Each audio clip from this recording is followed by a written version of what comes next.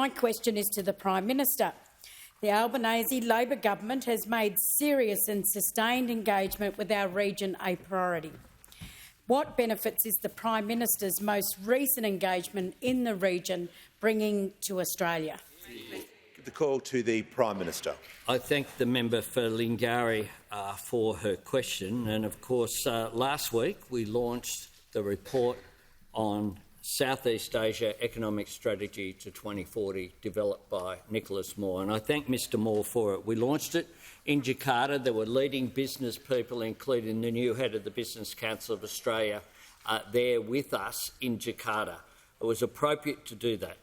ASEAN represents two-way trade worth over $178 billion last year, 15% of Australia's trade, greater than either with the US or Japan. In the report, we announced as well 3 commitments that we have made.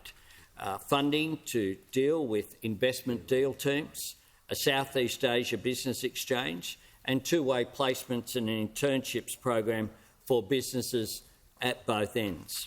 While in Indonesia as well, I had a bilateral meeting with President Widodo, and I can inform the House, and certainly the member for Lingari has a great interest in this.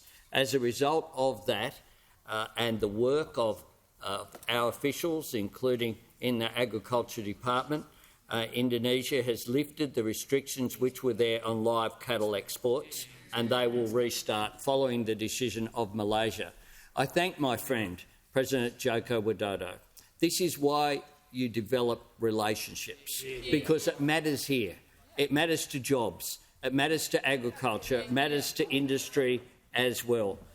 And I'm surprised that creates a sledge from those opposite. But I know that the leader of the National Party understands how important this industry is, and I would have thought... The Prime Minister will pause.